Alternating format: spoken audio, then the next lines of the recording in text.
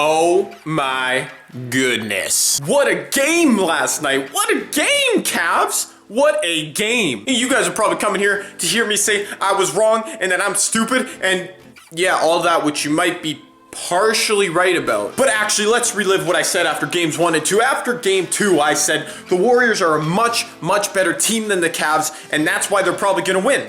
Well, I stand by that. The Warriors are the much better team. As a whole, role players, star players, everything included, the Warriors are still better. I'm not switching my stance on that. But what did I say after game 1? Do you guys all remember?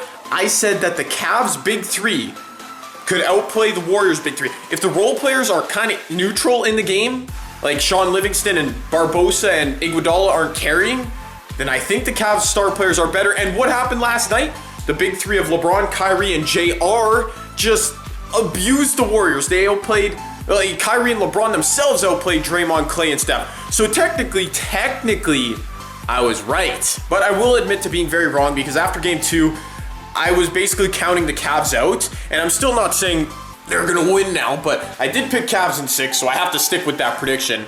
But there's now this thing right here, you see it? Momentum on the Cavs side, all right? So it was on the Warriors side, but now it's on the Cavs side. That was a great demonstration right there. And it will definitely be easier in game 4 now for the Cavs to get the win because not only do they have overall momentum, they've still got the momentum of home court. And while Oracle Arena is a great place to play, great atmosphere, Quicken Loans Arena was bumping last night. So game 4, man, I don't know. If the Warriors win game 4, the series is over for sure. But that's going to be a tall task. That would have to be stealing a game. As good as the Warriors are, they are up against it right now in Cleveland. So in my opinion, like I said, I did originally say Cavs in 6, and now I'm going back to that. So I think that the Cavs will take game 4, but I have no idea how to predict this series because the one thing that happened last night was there wasn't one thing that happened. All right, let me explain that. The Cavs won by 30, but what did the Cavs do different in the game? I have no idea. This is an actual question. Let me know in the comment section because to me,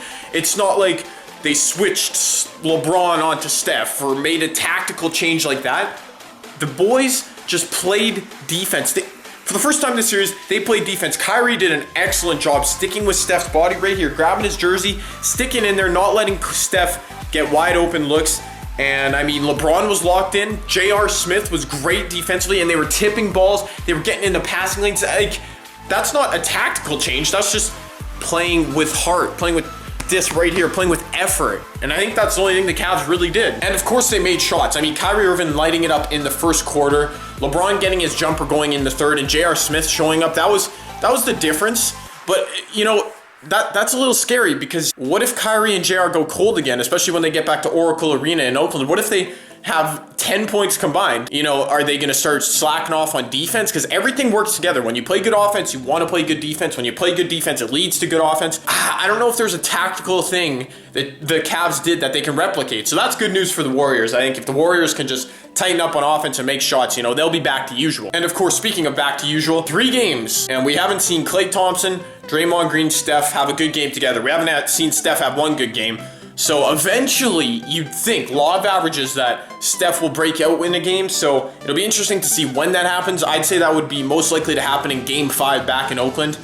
But I mean, you never know. You never know when Steph's going to go off for 40 to 50 points. Unless he really is injured, like everybody's saying, to make an excuse for why he's playing awful. Yeah, I don't buy it. But I guess the one tactical, quote-unquote, change the Cavs made was Kevin Love being injured and not starting. Now, Kevin Love is taking a ton of heat, but I think this is a positive because if Kevin Love's healthy, if I'm Tyronn Lue, I'm saying Richard Jefferson staying in the starting lineup. He has been good, playing with lots of energy, lots of intensity.